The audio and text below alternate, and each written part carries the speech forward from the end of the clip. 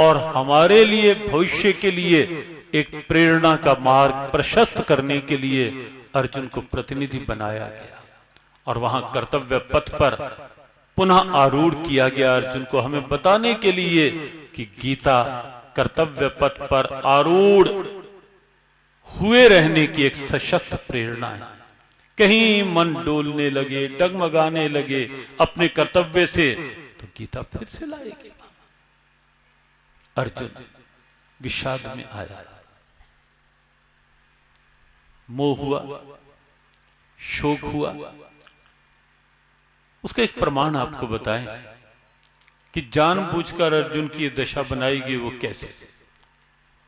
अर्जुन ने प्रारंभ में मात्र इतना कहा, सैन्योरुभयोर मध्ये रथम स्थाप्य में अच्युत, हे अच्युत भगवान कृष्ण, मेरे रथ को दोनों सेनाओं के मध्य में ले चलो।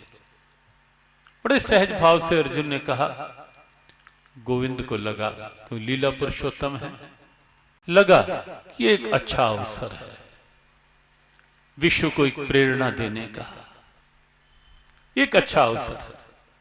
रथ लेकर गए, ले जाने को सीधा कर्ण के सामने ले जाते, दुर्योधन के सामने ले जाते, दुशासन के सामने ले जाते, और कदाचित अर्जुन शंखनाद की प्रतीक्षा किए बिना या किसी के आदेश की प्रतीक्षा किए बिना शायद गांडीव उठा लेता, ऐसा भी हो सकता था। लेकिन जानबूझकर रथ लेकर के गए। कहां? भीष्म द्रोण प्रमुखतः सर्वेषां च महीक्षिताम, भीष्म और द्रोण के ठीक सामने। और कहा क्या? उवाच पार्थ पश्यैतान, अंगुली का सीधा इशारा ऐसे करके, उवाच पार्थ पश्यैतान संवेतान कुरुनीते, पार्थ सामने खड़े हुए इन कौरवों को देख। और सामने कौन थे? भीष्म और द्रोण। अर्जुन ने देखा, तत्रा पश्यत, अर्जुन ने वहां देखा और देखते ही कहने लगा, गोविंद ये तो पितामह खड़े हैं बिल्कुल सामने, और आचार्य द्रोण है। भगवान ने कहा, तो क्या हुआ? खड़े तो विपक्ष में है ना, अधर्म के पक्ष में खड़े हैं ना। कौरवों का पक्ष पार्थ सब जानते हैं अधर्म का है।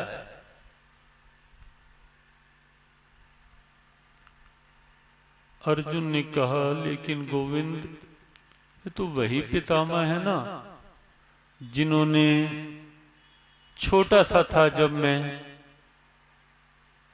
जब वातावरण बिल्कुल विपरीत था तो अपने स्नेह की गोद से फिर भी वंचित नहीं किया।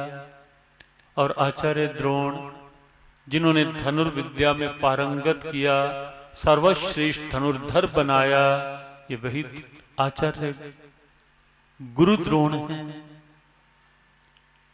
भगवान ने कहा, अरे पगले, तुझे वो तो दिखाई दे रहा है, लेकिन ये नहीं दिखाई दे रहा कि वो दुर्योधन के पक्षधर बनकर खड़े हैं।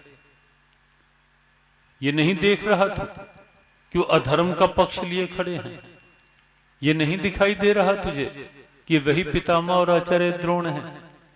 जब भरी सभा में द्रौपदी करुण क्रंदन कर रही थी कि मेरे प्रश्नों का कोई उत्तर दे, नाम ले लेकर पुकार रही थी कि इस सभा में कुरु कुल के वृद्ध बैठे हैं, आचार्य बैठे हैं, कोई तो मेरी बात सुने, कोई तो मेरे प्रश्नों का उत्तर दे। और द्रौपदी के प्रश्न बिल्कुल उचित थे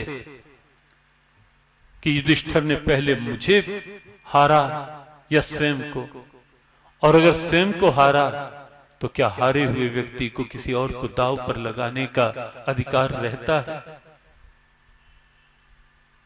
प्रश्न उचित थे। युधिष्ठिर हार चुका था स्वयं को।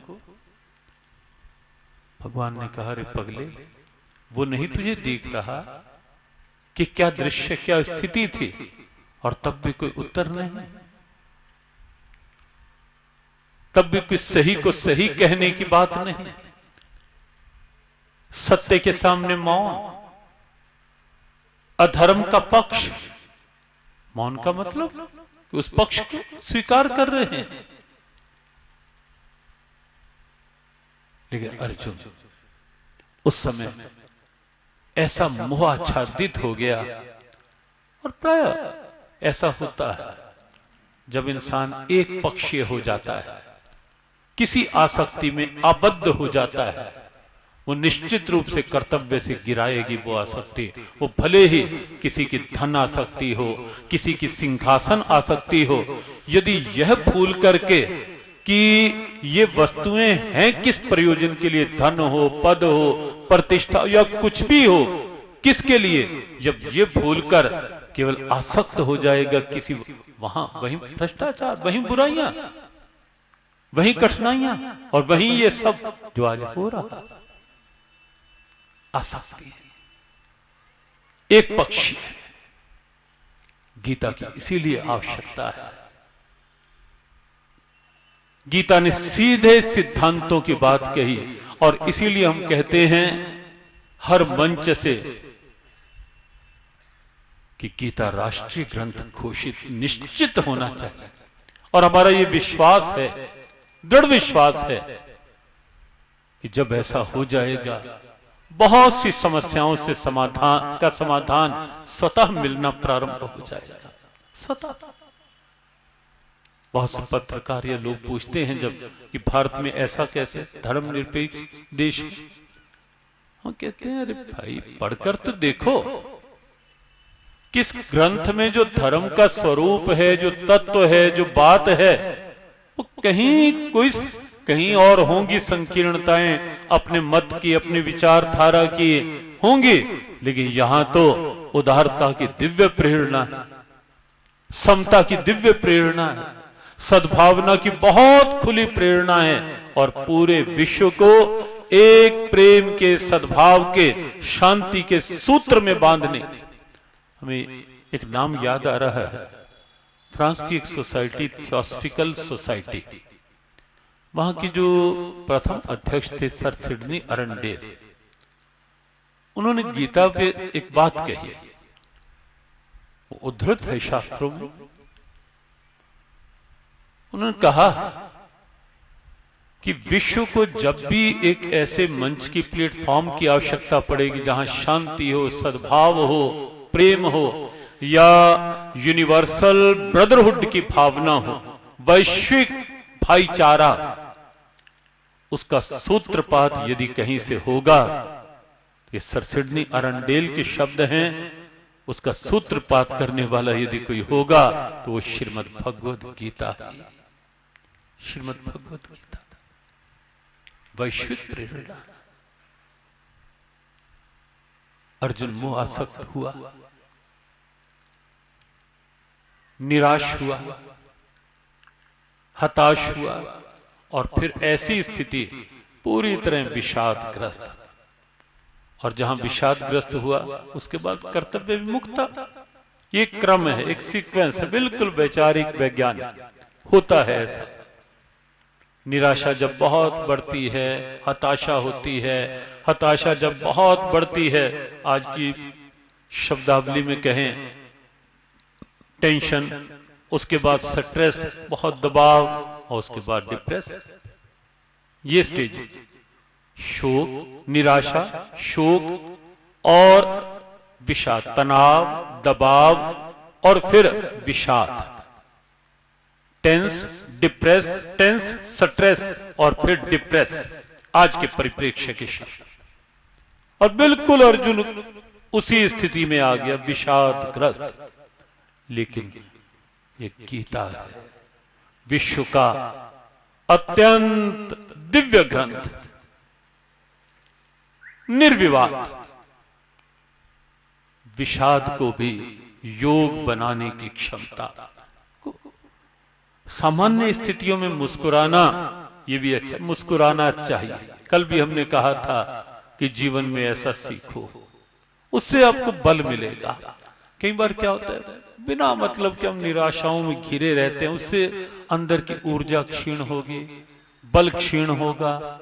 छोटी छोटी बात पे जब हम निराश हो जाते हैं, टेंस हो जाते हैं, आज मैं बड़ी टेंशन, आज बात बस कुछ भी, इतना तो दृढ़ रहो, बहुत कुछ है करने के लिए जीवन में। जरा जरा सी बात पे टेंशन, अपने अंदर की ऊर्जा को व्यर्थ खोते रहना, गंवाते रहना। जब जब हम टेंशन में होते हैं, बहुत सोच में होते हैं, निश्चित समझो हम अपनी भीतर की स्वाभाविक ऊर्जा के साथ अन्याय कर रहे होते हैं। स्वयं अपने भीतर की आंतरिक जो हमारी ऊर्जा है, आंतरिक मनोबल है, आंतरिक जो एक मानसिक शक्ति अंदर स्वाभाविक ईश्वरीय देन है, हम स्वयं अपने साथ शत्रुता कर रहे होते हैं। बचो, बात बात में ऊहा पोह उधेड़ पुन, इसी में जीवन। आज भी, कल रात्रि भी हम कहीं बैठे थे, आज भी बहुत से लोग कहीं बैठे थे दिन में मेरठ में, तो वहां कह रहे थे कि यही जीवन रह गया क्या, दिन भर इसी में ही, कहीं ईर्ष्या, कहीं द्वेष, कहीं ये सोच, कहीं वो। कुछ और करने के लिए जिए, कुछ दृढ़ता लाएं जीवन में, मजबूती लाएं, अच्छे मनोबल के साथ जिए। और गीता तो वो ग्रंथ है जो छोटी छोटी निराशाओं की तो बात ही क्या, विषाद अर्थात डिप्रेशन से भी निकाल करके कर्तव्य की उस दृढ़ता में ले आती है, जहां अर्जुन पुकार उठता है, कृष्य वचनम तव, अब जो आप कहोगे गोविंद, अब बिल्कुल मैं भी तैयार, मेरा गांडीव भी तैयार, स्थितो अस्मि, अब मैं अपने आप में आनंद से स्थित हूं। गीता तो वो ग्रंथ है, तो बिल्कुल गिरी हुई बना स्थिति से उबार कर उस ऊंची स्थिति पर ले आता है। कल भी हमने पूछा था और आज पुनः बस यही आपसे कहते हुए कि क्या आप नहीं चाहोगे, ऐसा चाहोगे या नहीं कि हम अच्छे मनोबल में जिएं? चाहोगे या नहीं कि हमारी मानसिक शांति सुरक्षित रहे, या विषाद में जीना चाहोगे? जल्दी बोलो, क्या विषाद में जीना चाहोगे, अशांति में, व्यर्थ की ऊहापोह में, व्यर्थ की ये वैमनस्यता, द्वेष, ईर्ष्या, इसी में ही? नहीं, आओ मिलकर जीवन को संकल्पित भाव से जिए, दृढ़ता से जिए, और इस जीवन के तत्व का, सत्व का, महत्व का लाभ लें। कैसे कैसे लाभ लिया जा सकता है, कैसे हम आनंद से जीवन जी सकते हैं। श्रीमद् भगवद गीता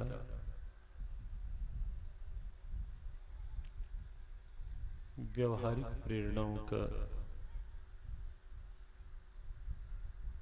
पावन दिव्य ग्रंथ है।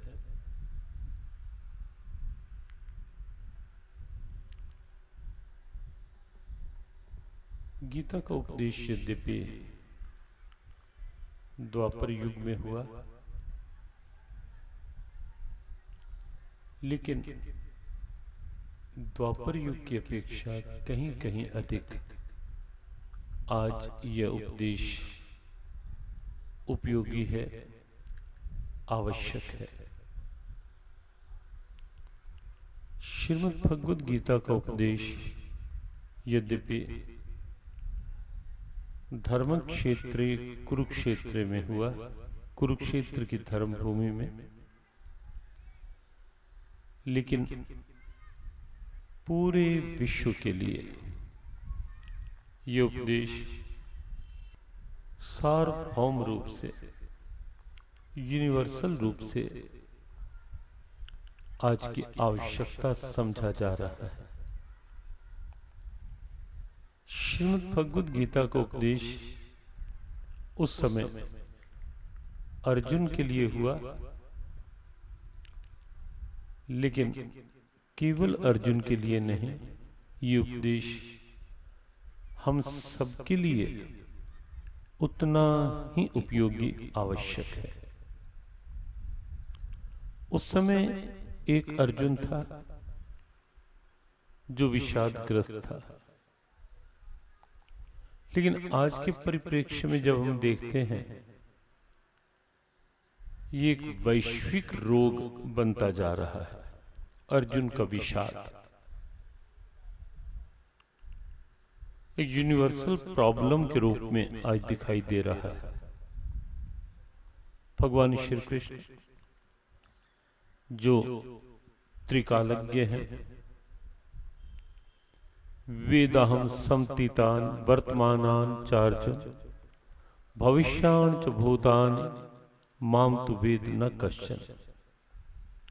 7वें अध्याय में श्री भगवान साफ कहते हैं, अर्जुन वेदहम समतीतानि, अतीत में जो कुछ हो चुका है, भविष्य में जो कुछ होने वाला है, होगा,